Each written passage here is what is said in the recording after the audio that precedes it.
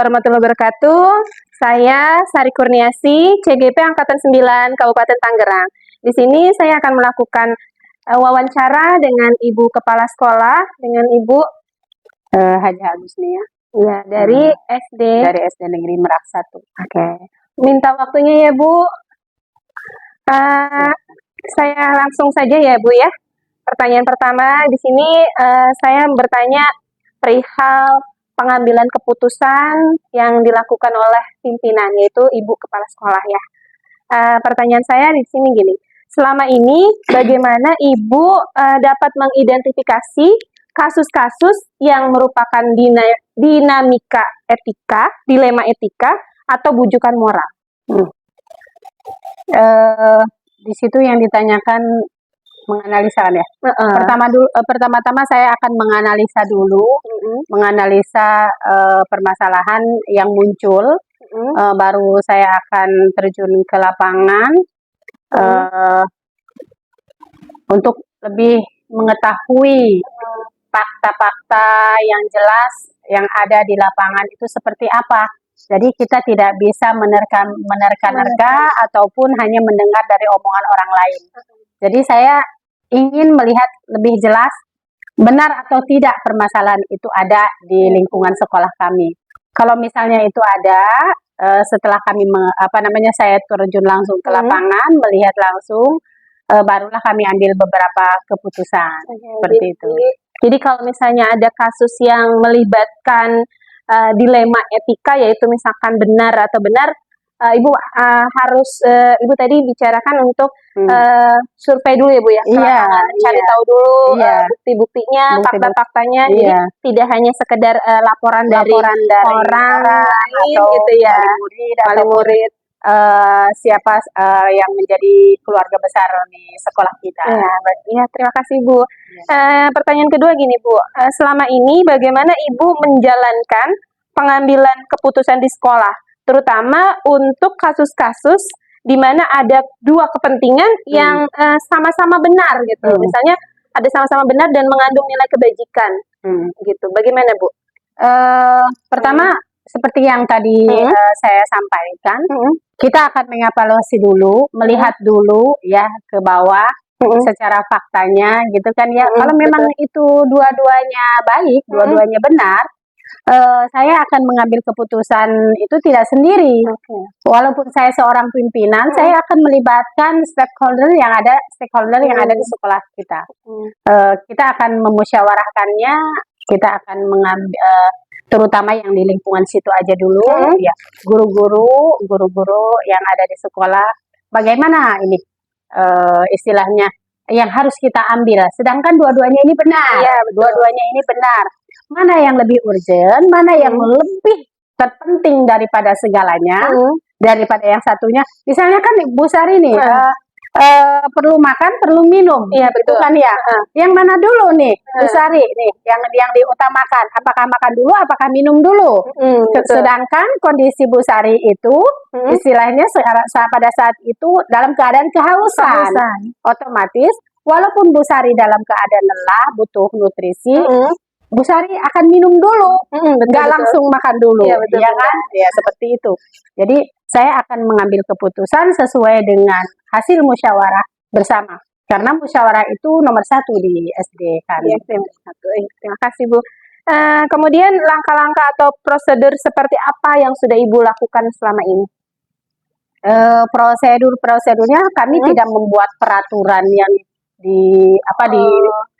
dituliskan di dinding. Kalau ada masalah ambil ini, lapor ke sini, lapor ke sini. Tidak, ya. Kami itu merupakan bagian ini di kami gitu ya. Sudah menjadi disiplin sekolah kami tanpa diucapkan berulang-ulang, tanpa dituliskan, itu sudah tertera pada diri keluarga besar SD Negeri Merak 1. Jadi sudah kebiasaan ya Bu ya. Jadi tidak harus dituliskan di dalam sebuah peraturan tertulis ya Bu, tapi bersama-sama saja gitu ya. Oke. Kemudian hal-hal apa saja nih yang selama ini Ibu anggap sudah efektif dalam pengambilan keputusan pada kasus-kasus dilema etika? Jadi yang dua kasus yang jawabannya memang sama-sama benar gitu, sama-sama baik gitu. Jadi hal apa yang menurut Ibu sudah Ibu anggap efektif? Kalau menurut saya untuk mengambil keputusan itu yang paling efektif itu dengan cara musyawarah. Itu ya, Bu. Dengan cara musyawarah bersama, jadi tidak ada saling menyalahkan nantinya, kan gitu kan ya. Kalau misalnya itu melibatkan wali murid ya kita kan di sini juga ada wadahnya komite gitu ya. Iya. Kita panggil komitenya juga, kan kita bermusyawarah dengan guru-guru. Kita ambil jalan yang terbaik, yang memang yang baik daripada yang terbaiknya itu gitu. Jadi intinya segala sesuatu sesuai dengan asas di negara kita ya, asas musyawarah mufakat. Itu yang selalu kita Jadi walaupun Ibu pemimpin, jadi tidak otoriter, harus keputusan saya, tidak ya Bu ya. Jadi kita sama kayak kita Indonesia ke musyawarah untuk mufakat, jadi itu nomor satu ya Bu ya. Iya. Seperti halnya sekarang ini ya, kita akan mengadakan kegiatan FLS 2N itu kan ya. Jadi kami itu mengambil anak mana nih yang akan ikut tanding. Jadi kami juga tidak langsung menunjuk begitu saja sesuai dengan bakat, minat yang diajukan oleh guru-guru yang sudah memang terjun menangani itu gitu kan ya gitu. Tidak semena-mena kita langsung si anu gitu, tidak seperti itu. Jadi kita juga selalu tadi habis rapat juga mengenai hal itu. Seperti itu, musyawarah nomor satu ya Bu ya. Oke. Hal apa saja nih Bu selama ini yang menjadi tantangan dalam pengambilan keputusan? Kita sudah bermusyawarah dengan wali murid, dengan komite, dengan POMG ya, POMG dengan stakeholder atau keluarga besar yang ada di sekolah yang ada di sini. Tapi kadang-kadang ada dari pihak lain. Dari pihak lain itu, dari pihak luar itulah yang seperti halnya kemarin kita mau mengadakan pentas seni dan budaya yang memang itu keinginan dari wali murid yang mengajukan ke kami gitu kan ya, mengajukan ke kami. Kami sudah meresponnya, kami sudah membuat programnya dan lain sebagainya, udah oke, udah setuju, semua sudah setuju, semua udah mau pelaksanaan, tiba-tiba ada pihak lain yang melaporkan kami, dikira kami beginilah begitulah ya sekarang itu kan ya Bu. Itulah dari pihak-pihak yang tidak mengerti akan pendidikan. Padahal kami di sini ingin menampilkan kreativitas anak, prestasi anak dalam bidang seni budaya, pencaksilat dan lain sebagainya.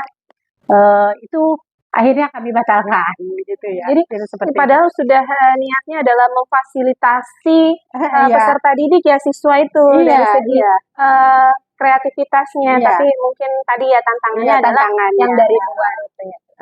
Seperti itu. Oke, apakah Ibu memiliki sebuah jadwal tertentu dalam sebuah penyelesaian kasus dilema etika, atau apakah Ibu langsung menyelesaikan di tempat atau memiliki sebuah jadwal yang untuk menyelesaikannya butuh prosedur seperti yang Ibu jalankan? Kami memang memiliki peraturan-peraturan, salah satunya yaitu tentang bullying itu ya. Kita membuat peraturan, kita juga membuat tim TPPK, ada yang sudah dibuat, itu di situ keanggotaannya bukan hanya guru, tapi ada komite juga.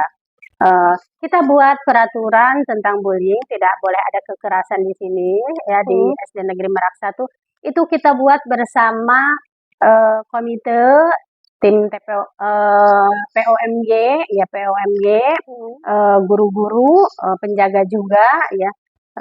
Semua kita libatkan untuk membuat peraturan itu yang kita pasang-pasang di dinding-dinding itu, di dinding-dinding kelas, bahwa tidak ada kekerasan.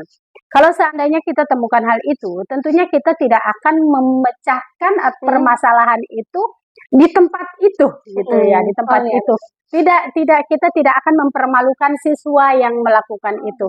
Kita akan menyelesaikannya memang di situ. Nanti ada pelaporan ataupun apa, nanti kita akan panggil dan kita akan memberikan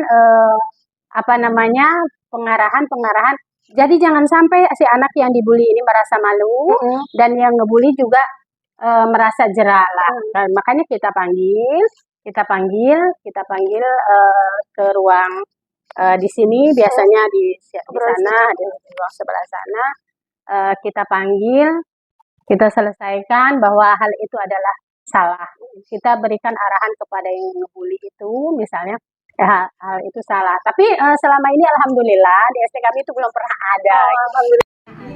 Tidak secara langsung di saat itu juga menyelesaikan masalah kan nanti akan mempermalukan pihak-pihak yang bermasalah itu ya Bu ya. Jadi melalui sebuah proses dulu ya Bu, satu persatu ya. Dan kita juga panggil dulu, cek dulu apa permasalahannya, kok terjadi seperti ini gitu kan ya.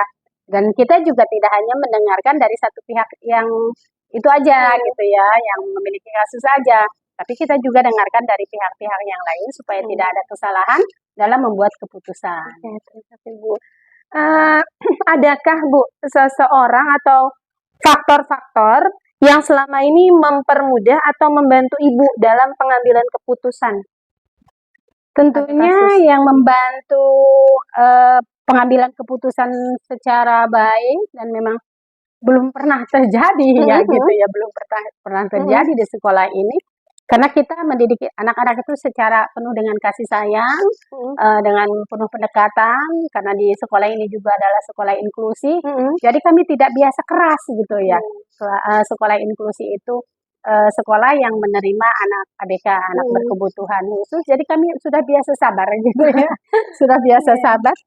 Jadi ya prinsipnya bekerja sama aja itu. Ya, jadi faktornya adalah kerjasama, kolaborasi antara semua stakeholder yang ada di sekolah kami. Dan satu lagi intinya musyawarah mufakat. Ya, Ibu. Terakhir nih Bu, dari semua hal yang telah kita bincangkan, Ibu sampaikan, pembelajaran apa yang dapat Ibu petik dari pengalaman pribadi Ibu dalam pengambilan keputusan pada kasus dilema etika ini? Banyak ya Bu ya di sekolah itu pasti. Banyak. Ternyata memang Allah menciptakan manusia itu beragam, ya kan ya. Ada yang begini, ada yang begitu, gitu kan ya. Bagaimana cara kita lebih lagi istilahnya membekali diri kita, apalagi kita sebagai seorang pemimpin untuk mengambil keputusan yang lebih bijak. Tidak mengedepankan emosi, tidak mengedepankan kekuatan, atau tidak mengedepankan pangkat atau jabatan, tetapi bagaimana kita bersikap lebih bijak dalam mengambil keputusan dan lebih bijak memahami berbagai macam karakter dengan banyak kasus-kasus yang permasalahan di sekolah dan lingkungan ya Bu. Biasanya kalau di kami kalau anak-anak sih tidak, walaupun anak-anak beragam suku agama, beragam agama, beragam suku bangsa. Di sini kan ada Jawa, ada Sunda, ada Batak, karena di sini yang dari Perum kan banyak yang sekolah ke sini. Tapi mereka rukun-rukun saja.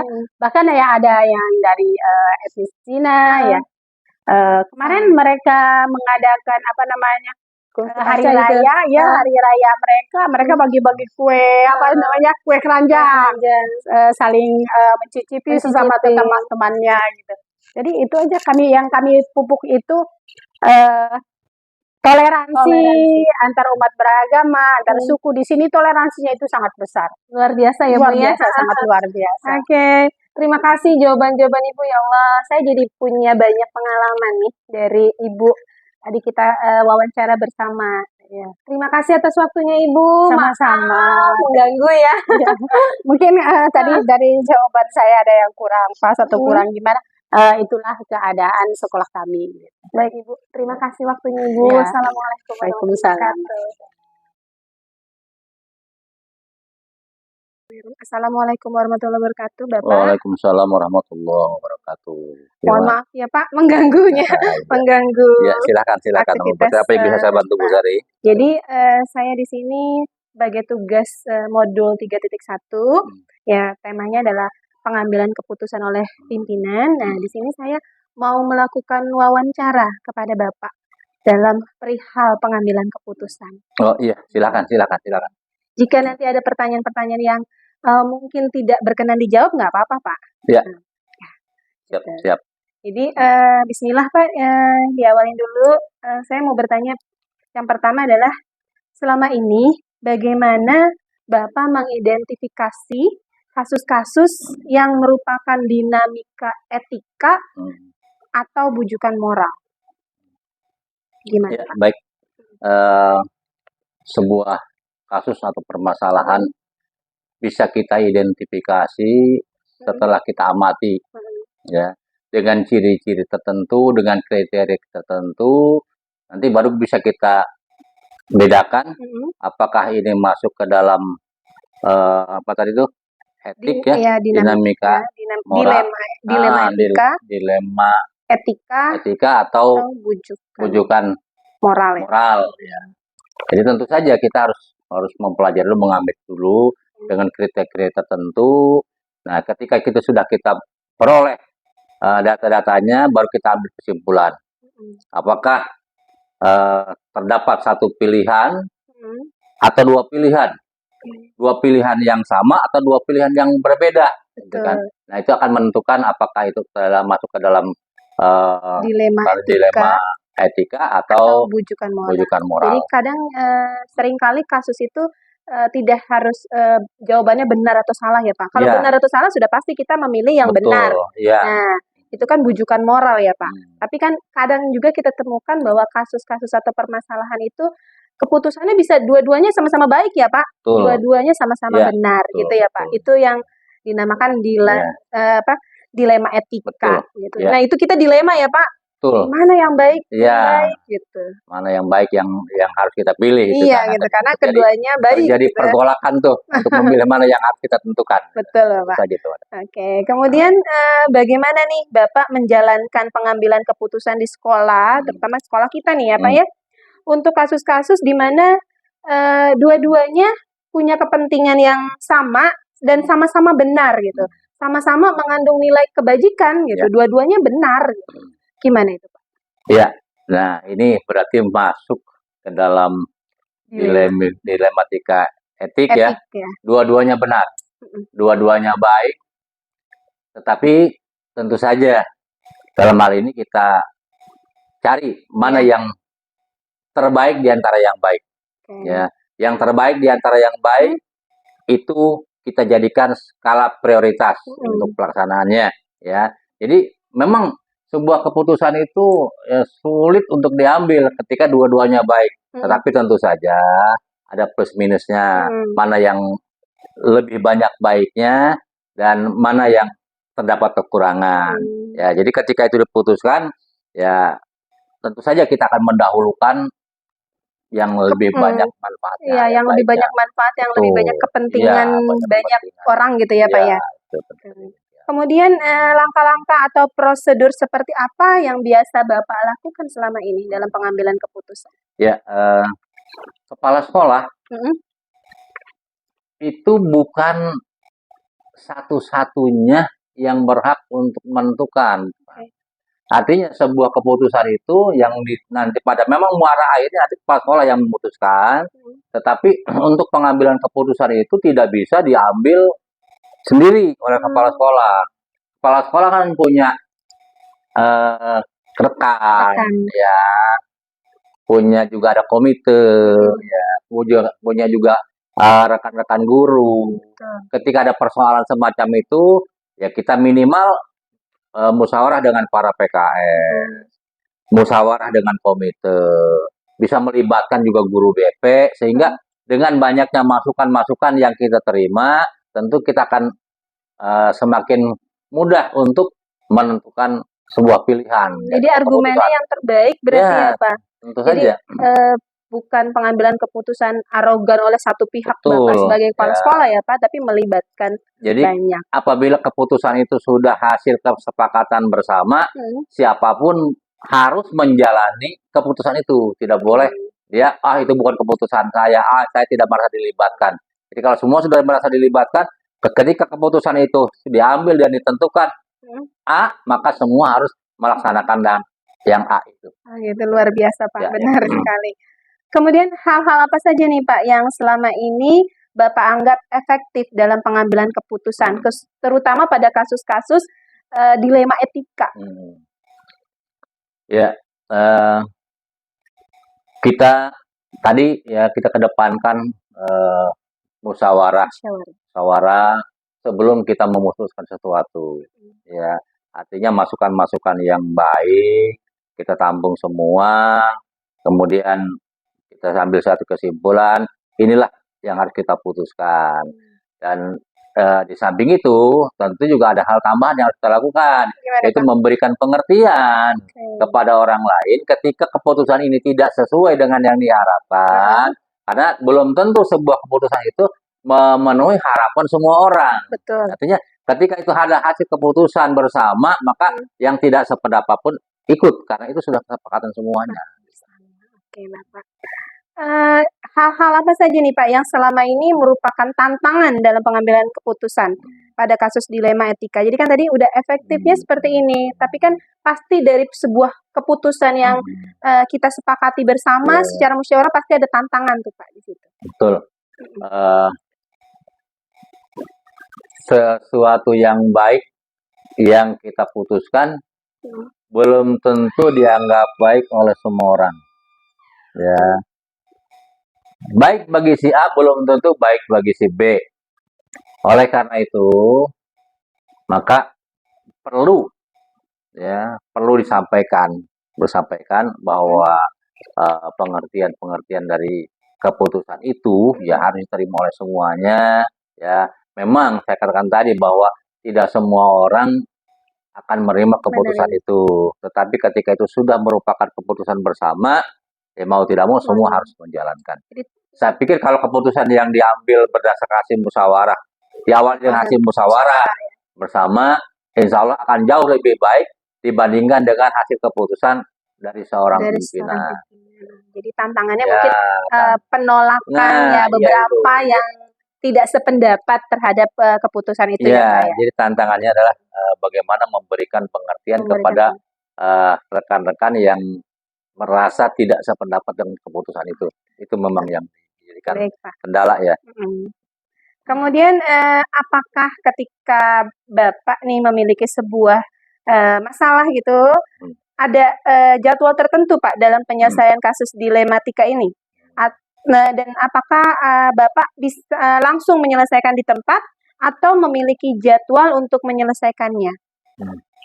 Punya prosedur atau bentuk? Baik.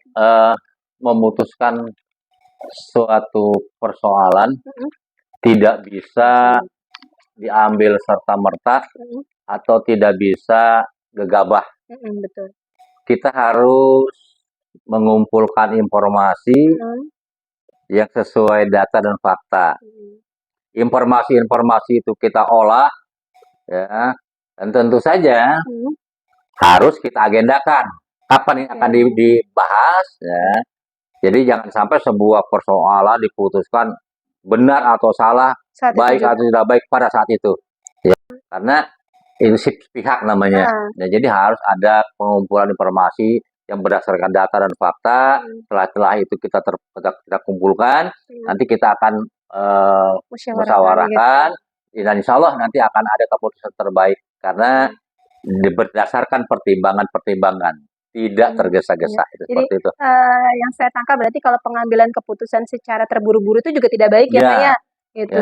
Tidak bisa spontanitas, karena tidak terjamin hasilnya, keputusan yang diambil secara tergesa-gesa. Gitu.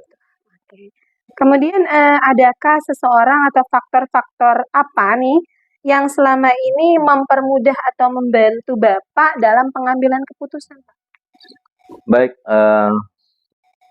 Pimpinan di sekolah punya staf-staf pembantu, ya pembantu kepala sekolah, ya yang mereka semua itu punya kewajiban untuk loyal terhadap pimpinan. Betul. Ya, artinya ketika sebuah sekolah yang dipimpin oleh seorang pimpinan punya persoalan, maka rekan-rekan PKS itu juga harus turut memberikan pemikiran untuk penyelesaian sebuah persoalan sehingga dihasilkan keputusan yang baik. Jadi peran Ya, berkolaborasi betul. bersama Adanya semua kolaborasi antara kepala sekolah, para PKN, dewan guru, dan tentu saja kita tidak bisa melupakan peran dari komite sekolah. Gitu ya. Terakhir nih Pak nih. Ya, siap. Dari semua hal yang telah disampaikan oleh Bapak, saya sendiri memperoleh banyak pembelajaran dari penjelasan Bapak ya Pak ya. Yang saya tanyakan pembelajaran apa yang Bapak petik nih dari pengalaman nih kasus-kasus yang dialami di sekolah gitu dalam pengambilan keputusan etika. Ya, baik. Pengalaman adalah guru terbaik. Betul. Jadi semakin banyak kita mengalami persoalan-persoalan semacam itu, maka kita akan semakin teruji. Kita semakin teruji, dan insya Allah hasilnya adalah keputusan yang kita ambil akan jauh lebih berkualitas dibandingkan dengan yang tidak pernah mengalami persoalan semacam itu. Intinya seperti itu. Jadi kita harus siap dengan segala permasalahan yang ada ya Pak ya, mencari solusi yang terbaik, melibatkan semua. Iya, betul. Sudah pernah saya katakan ke teman-teman bahwa seorang tukang kunci gembok tidak mungkin tidak membuat anak kuncinya. Artinya tidak mungkin ada sebuah persoalan tanpa ada jalan penyelesaiannya, gitu.